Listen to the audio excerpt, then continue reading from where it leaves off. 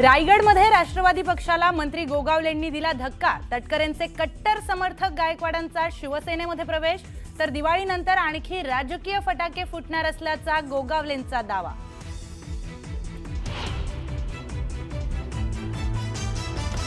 काँग्रेसचे सोलापुरातील माजी आमदार दिलीप मानेंच्या प्रवेशाला भाजप पदाधिकाऱ्यांचा विरोध। प्रवेशाविरोधात पदाधिकाऱ्यांचं धरणे आंदोलन।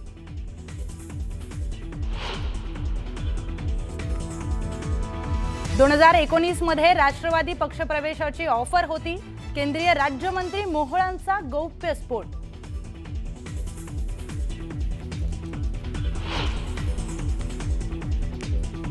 पण ही वतनदारी बंद केली म्हणूनच तर संभाजीराजा सासऱ्याकडून मार लागला रे। नाव औरंगजेबाचं जरी असलं तर सासरा किती कारणीभूत आहे शोधांचा का कारणीभूत आहे। बच्चू छत्रपती संभाजीराजेंच्या मृत्यूबद्दल बच्चू कडूंचं वादग्रस्त विधान। विरोधकांकडूनचा समाचार।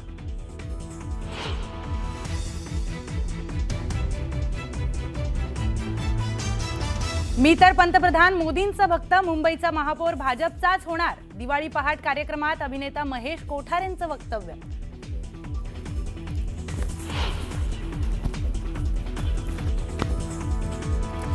मुंबईच्या नायगाव पोलीस मैदानात पोलीस स्मृती दिनानिमित्त परेड। मुख्यमंत्री देवेंद्र फडणवीसांच्या उपस्थितीत शहीद पोलिसांना मानवंदना।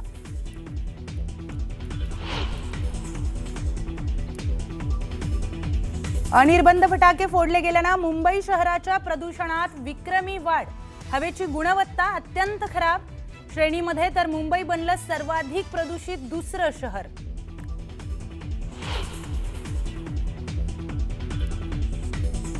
नवी मुंबईमध्ये ऐन दिवाळीत अग्नितांडव। रहेजा रेसिडेन्सीमध्ये लागलेल्या आगीत 4घांचा मृत्यू, तर कामोठ्यातील इमारतीमध्ये लागलेल्या आगीत मायलेकीचा होरपळून मृत्यू।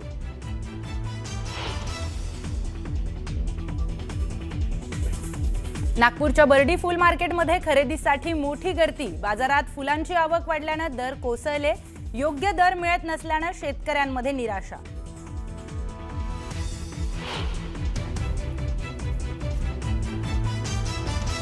आणि लक्ष्मीपूजनानिमित्त 2 टन फुलांपासून विठ्ठल मंदिरामध्ये आकर्षक सजावट। शेवंती, आफ्टर, गुलाब आणि ऑर्किड फुलांची मंदिर आणि गाभाऱ्यामध्ये सजावट। शिक्षणाच्या संधी वाढवण्याकरता राष्ट्रीय वैद्यकीय आयोगाने मोठा निर्णय घेतलाय। शैक्षणिक वर्ष 2024-25 साठी 10,650 नवीन MBBS जागांना मंजुरी देण्यात आली आहे। 41 नवी वैद्यकीय महाविद्यालये सुरू करण्यासही परवानगी देण्यात आली आहे। मुंबई उच्च न्यायालयाच्या नागपूर खंडपीठाने विविध शाळांमधील 100 शिक्षकांची मागणी मंजूर केली आहे। या शिक्षकांचं शालार्थ ID घोटाळ्यामुळे गेल्या मार्चपासून थांबलेलं वेतन सुरू करा असा अंतरिम आदेश विभागीय शिक्षण उपसंचालकांना दिला गेलाय। देशातील IIT सह अन्य राष्ट्रीय स्तरावरील अभियांत्रिकी संस्थांमध्ये प्रवेशाकरता आवश्यक असलेल्या संयुक्त प्रवेश परीक्षा मुख्य 2026च्या तारखा राष्ट्रीय परीक्षा कक्षाकडून जाहीर करण्यात आलेल्या आहेत। JEE मेन्स ही परीक्षा 2 सत्रांमध्ये होणार असून परीक्षेचे पहिले सत्र 21 ते 30 जानेवारी तर दुसऱ्या सत्राची परीक्षा 1 ते 10 एप्रिल दरम्यान होणार आहे। भारतीय औषध निर्माणशास्त्र परिषदेकडून महाविद्यालयांना मान्यता मिळण्याच्या प्रक्रियेला झालेल्या विलंबामुळे यंदा औषध निर्माणशास्त्र पदविका अभ्यासक्रमाचे पहिले वर्ष फक्त 6 महिन्यांचेच असणार आहे। महाराष्ट्र राज्य तंत्रशिक्षण मंडळाने या पदविका अभ्यासक्रमाच्या पहिल्या प्रवेशाचे वेळापत्रक जाहीर केले आहे। वार्षिक परीक्षा 30 एप्रिल 2026 पासून सुरू होणार आहे। CBSE बोर्डाने फक्त हिवाळी सत्राकरता 10वी-12वीच्या प्रात्यक्षिक तारखा परीक्षा प्रकल्प मूल्यांकन निश्चित केलेला आहे। 6 नोव्हेंबरपासून या प्रात्यक्षिक परीक्षा सुरू होत आहेत। परीक्षा 6 डिसेंबर 2026 पर्यंत सुरू राहते।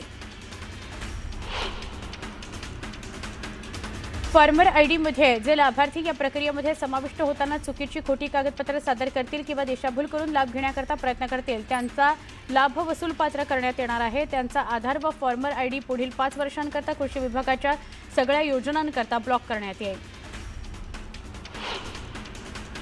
देशातील वीज कंपन्या सध्या 6.9 लाख कोटी रुपयांच्या तोट्यात अडकल्या असून केंद्र सरकारने त्यांच्याकरता खासगीकरणाचे दरवाजे उघडे केले आहेत। प्रस्तावित इलेक्ट्रिसिटी ॲक्टच्या दुरुस्तीच्या मसुद्यात सरकारने याबाबत स्पष्ट संकेत दिले असल्याचा कामगार संघटनांचा दावा आहे। वीज कंपन्यांना खासगीकरणाकरता 3 पैकी 1 पर्याय निवडायला सांगितले जाणार आहे। मुंबईमध्ये भाडेतत्वावर घर घेणं भाड्याच्या तृतीय श्रेणीतील कर्मचाऱ्यांना शक्य नाही.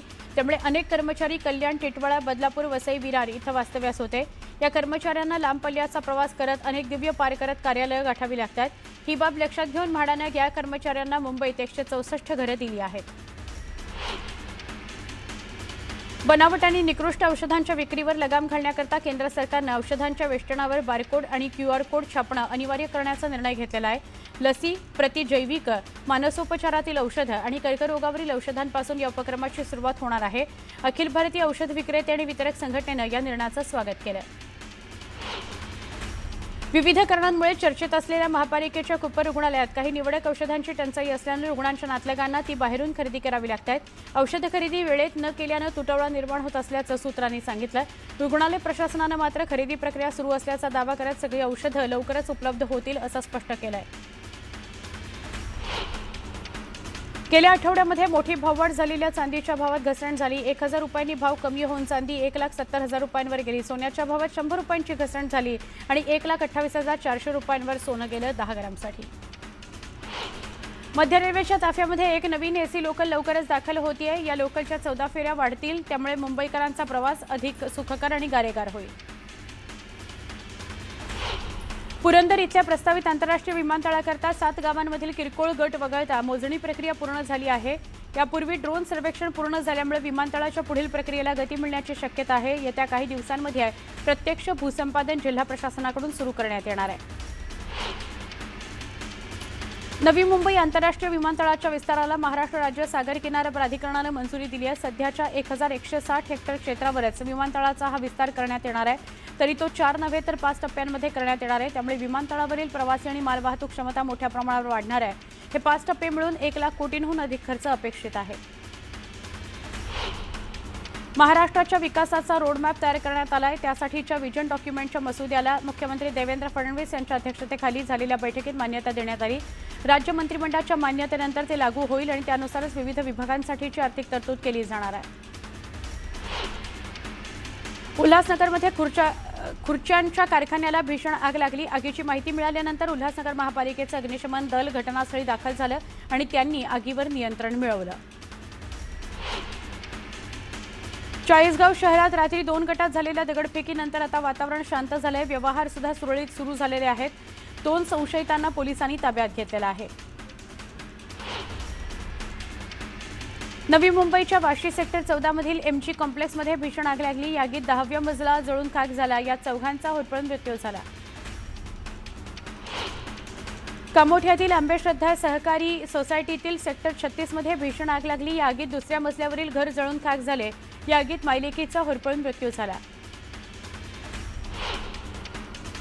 वाकडमधील एका इलेक्ट्रिक व्हेकल्सच्या सर्व्हिसिंग सेंटरला भीषण आग लागली. या आगीत जवळपास 35 ते 40 गाड्या जळून खाक झाल्या. आगीचं कारण अद्याप अस्पष्ट आहे.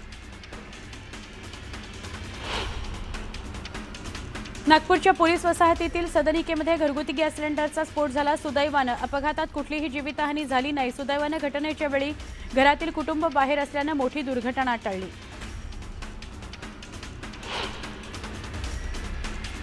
पुणे जिल्ह्यातील नरसापूर पुलाजवळ शेतमाल घेऊन जाणारा टेम्पो उलटला. या टेम्पोतील सगळे शेतमाल रस्त्यावर पडला. त्यामुळे शेतकऱ्याचं मोठं नुकसान झालं.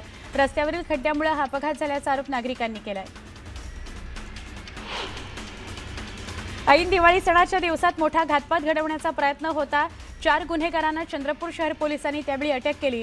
2 माऊजर, 2 देशी कट्टे, खंजर, 35 काडतुस, बुरखे, जॅकेट, ग्लोव्ज असा मोठा मुद्देमाल ताब्यात घेण्यात आला. गुप्त माहितीवरून एक डॉक्टर गाडीला थांबवून पोलिसांनी तपासणी केली. एक डस्टर गाडीला थांबवून पोलिसांनी तपासणी केली. नागपूर विभाग पदवीधर निवडणुकीकरता मुख्यमंत्री देवेंद्र फडणवीस यांनी मतदार नोंदणीचा अर्ज भरला. पुढील वर्षी होणाऱ्या पदवीधर निवडणुकीकरता भाजपनं जोरदार तयारी सुरू केली आहे. मुख्यमंत्री देवेंद्र फडणवीस यांनी नोंदणी अर्ज भरून या मोहिमेला सुरुवात केली. वर्ध्याच्या हिंगणघाट इथं काँग्रेसच्या शेकडो कार्यकर्त्यांनी समीर कुणावार यांच्या उपस्थितीत भाजपत प्रवेश केला. यावेळी जिल्हा भाजप पदाधिकाऱ्यासह ज्ञानेश्वर वॉर्डातील कार्यकर्ते मोठ्या संख्येनं उपस्थित होते. राजस्थानच्या उदयपूरमध्ये दिवाळीचा उत्साह बघायला मिळाला. दिवाळीनिमित्त शहराच्या मुख्य चौकात आकर्षक विद्युत रोषणाई करण्यात आली होती.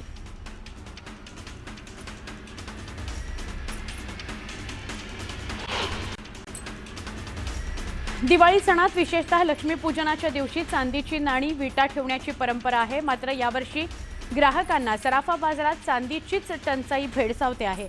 दर वाढले, मागणी प्रचंड आणि पुरवठा अपुरा असल्यानं नाण्यांकरता 8 ते 10 दिवस वाट बघावी लागते. छत्रपती संभाजीनगरमध्ये चंद्रकांत खैरे, अंबादास दानवे, संजय शिरसाट आणि MIMचे नेते इम्तियाज जलील दिवाळीनिमित्त आयोजित स्नेहमिलन कार्यक्रमात एकत्र आले. कार्यक्रमात सगळ्यांच्या गप्पा रंगल्याचं बघायला मिळालं. कराडच्या बालसुधार गृहातील आणि मदरशातील मुलांनी एकत्रित येऊन जाती धर्माच्या भिंती न ठेवता दिवाळी सण मोठ्या उत्साहात साजरा केला. वरिष्ठ पोलीस निरीक्षक राजू, तहसीलदार आणि सामाजिक कार्यकर्ते यांनी मुलांना नवीन कपडे, फटाके आणि फराळ वाटप केलं.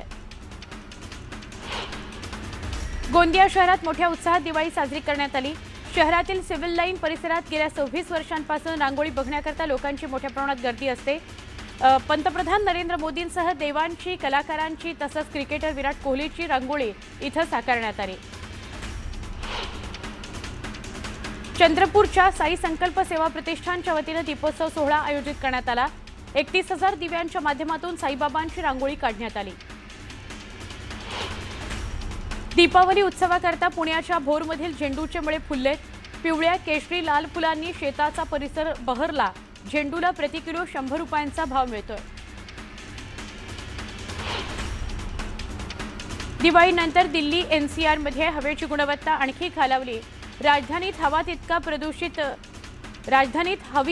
इतकी प्रदूषित झालेली आहे की दिल्ली गॅस चेंबरमध्ये बदलली आहे. लोकांच्या डोळ्यात जळजळ होते, श्वास घ्यायला त्रास होतो अशा तक्रारी वाढलेल्या आहेत. केंद्रीय प्रदूषण नियंत्रण मंडळाच्या आकडेवारीनुसार दिल्लीतील वायू गुणवत्तेचा निर्देशांक 531 इतका नोंदवला गेलेला आहे. मुंबईच्या हवेची गुणवत्ता अत्यंत खराब श्रेणीत नोंदवली गेली. शहर आणि उपनगरामध्ये अनिर्बंध फटाके फोडले गेल्यानं प्रदूषणाच्या पातळीत विक्रमी वाढ झाली. संपूर्ण शहराचा AQI 187 नोंद झाला. त्यामुळे मुंबई हे जगातलं दुसरं सर्वाधिक प्रदूषित शहर बनलं. फटाक्यांवरील निर्बंध आणि न्यायालयीन बंधनं यामुळे यंदा दिवाळीत वायू प्रदूषण कमी होईल असा अंदाज होता, पण मुंबईकरांनी हा समज खोटा ठरवला. दिवाळीपूर्वी काहीशी कमी झालेली शहरातली हवा प्रदूषणाची पातळी सोमवारी फटाक्यांमुळे वाढली. शहरातील भायखळा, माझगाव, नेव्हीनगर, कुलाबा, वरळी इथं वाईट हवेची नोंद झाली. तसंच इतर भागांमध्येही हवेचा दर्जा वाईट श्रेणीमध्ये नोंदवला गेला. मुंबईच्या हवेत गेल्या काही दिवसांमध्ये झालेला बदल आता आरोग्यावर स्पष्टपणे जाणवू लागलाय. पावसानं विश्रांती घेतल्यानंतर ऑक्टोबर हीटची झळ बसतीये. सकाळी धुकं, वाहनांचा धूर, बांधकामातील धूळ, दुपारी वाढते तापमान आणि रात्रीची दमट हवा या सगळ्याचा परिणाम आता नागरिकांच्या फुफ्फुसांवर होऊ लागलाय आणि त्यामुळे श्वसनविकार होण्याची शक्यता व्यक्त केली जाते. वाऱ्यांची बदललेली स्थिती, आर्द्रता, सुरू असलेली बांधकामं, प्रकल्प आणि दिवाळीनिमित्त उडवले जाणारे फटाके यामुळे मुंबई, पुणे, नागपूरसह राज्यातील प्रमुख शहरांना रविवारपासून प्रदूषणानं विळखा घालायला सुरुवात केली आहे. मुंबई आणि नागपूरच्या हवेचा दर्जा सकाळी मध्यम श्रेणीमध्ये नोंदवला गेला. सलग काही दिवसांपासून सुरू असलेल्या उकाड्यानं हैराण झालेल्या मुंबईकरांना अखेर दिलासा मिळण्याची शक्यता आहे. शहरातील तापमानात गुरुवारपासून 2 ते 3 अंशांनी घट होण्याचा अंदाज आहे. खासगी हवामान अभ्यासकांनी तो अंदाज व्यक्त केलाय. दरम्यान सांताक्रूज इथं सोमवारी सर्वाधिक तापमानाची नोंद झाली. 35.9 अंश सेल्सिअस कमाल तापमान नोंदवलं गेलं. दिवाळी आणि थंडी असं एक समीकरण आहे, मात्र यंदा मुंबईच्या कमाल आणि किमान तापमानात वाढ नोंदवण्यात येत असल्यानं दिवाळी थंडी विनाच साजरी होती आहे. सोमवार कमाल तापमान 35.9 अंश सेल्सिअस तर किमान तापमान 35.1 अंश सेल्सिअस नोंदवण्यात आलं. सांगलीचे माजी खासदार संजय काका पाटील यांनी आपल्या एका शेतकरी कार्यकर्त्याला चक्क 1 लाखाचा बैल भेट म्हणून दिला. संजय काका पाटील यांचे चिरंजीव प्रभाकर पाटील यांनी थेट श्याम राजमाने यांच्या दारात नेऊन बैल बांधत ही भेट दिली. पोलीस स्मृती दिनानिमित्त नाशिक पोलीस आयुक्तालयाच्या वतीनं शहीद पोलीस बांधवांना मानवंदना देण्यात आली. नाशिकच्या पोलीस कवायत मैदानावर पार पडलेल्या या कार्यक्रमात पोलीस बँडसह हवेत राऊंड फायर करत श्रद्धांजली वाहण्यात आली. नवीन नागपूरकरता राज्य सरकारकडून दिवाळीत विकासाची भेट देण्यात आली. मुख्यमंत्री देवेंद्र फडणवीस यांच्या अध्यक्षतेखाली नागपूर महानगर प्रदेश विकास प्राधिकरणाची बैठक सह्याद्री अतिथीगृहावर पार पडली. भविष्यात निर्माण होणाऱ्या मालमत्तांच्या व्यवस्थापनाकरता स्वतंत्र ॲसेट मॅनेजमेंट कंपनी स्थापन करण्यास मान्यता देण्यात आली. आगामी स्थानिक स्वराज्य संस्थांच्या निवडणुकीच्या अनुषंगाने राष्ट्रवादी काँग्रेस नंदुरबारमध्ये मेळावा घेत इच्छुक उमेदवारांच्या मुलाखती घेतल्या। आमची महायुती म्हणून लढण्याची भूमिका असून याबाबत वरिष्ठ स्तरावर महायुतीचा निर्णय होईल, मात्र त्याची बैठक न झाल्यास आम्ही स्वबळावर लढण्यास तयार आहोत, असं यावेळी माणिकराव कोकाटे यांनी म्हटलंय। मावळ तालुक्यातील तळेगाव दाभाडे प्रशासकीय इमारतीच्या लोकार्पण प्रसंगी मंचावर एक वेगळाच राजकीय रंग बघायला मिळाला। या कार्यक्रमात बोलताना माजी मंत्री बाळा भेकडे यांनी थोडे श्रेय लाटण्याचा प्रयत्न केला असला तरी त्यांनी आमदार सुनील शेळके यांच्या विकास कामांचं मनापासून कौतुक करायला ते विसरले नाही। वर्ध्याच्या कारंजा इथले शेतकरी राजू राऊत यांनी आपल्या 3 एकरातील सोयाबीन पिकाला पेटवून दिलं आणि सरकारच्या धोरणाचा निषेध केला। सोयाबीनच्या पेरणीपासून तर काढणीपर्यंतचा खर्च 70,000 रुपये आला, परंतु खर्च निघणार नसल्याने शेतकऱ्यांना टोकाचं पाऊल उचललं। चीनने सप्टेंबर 2025 मध्ये अमेरिकेतून सोयाबीनचा एक दाणा सुद्धा आयात केला नाही। नोव्हेंबर 2018 नंतर प्रथमच चीननं अमेरिकी सोयाबीनची आयात शून्यावर आणली। गेल्या वर्षी या काळात 1.7 दशलक्ष टन अमेरिकी सोयाबीन चीनने आयात केलं होतं। सिंधुदुर्गात पुन्हा एकदा ओंकार हत्तीचा धुमाकूळ बघायला मिळतोय।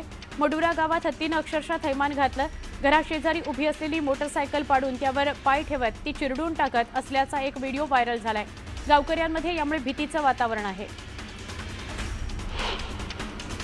सिंधुदुर्गच्या मडुरा गावात ओंकार हत्तीचा धुमाकूळ बघायला मिळाला। सुमारे 1.5 तास हत्ती रस्त्यावरच ठाण मांडून होता। गोव्यात नोकरीनिमित्त जाणाऱ्या युवकांचे हाल झाले। स्थानिकांच्या संरक्षणाकरता नियुक्त वन विभागाचे कर्मचारी घटनास्थळी दाखल नसल्यानं स्थानिकांनी संताप व्यक्त केला। कापूस खरेदी केंद्रीय वस्त्रोद्योग मंत्रालयानं महाराष्ट्र राज्य कापूस पणन महासंघाला परवानगी दिली आहे। या निर्णयामुळे भारतीय कापूस महामंडळ आणि पणन महासंघामध्ये लवकरच करार होणार आहे। राज्य सरकारने अतिवृष्टी, महापूर, भूस्खलन या बाधितांना 3 हेक्टरच्या मर्यादेत मदतीची घोषणा केली होती, पण आजवर एनडीआरएफच्या निकषानुसार 2 हेक्टरच्या मर्यादेत शेतकऱ्यांना मदत मिळाली आहे। आता पात्र शेतकऱ्यांना उर्वरित 1 हेक्टरची मदत मिळणार आहे।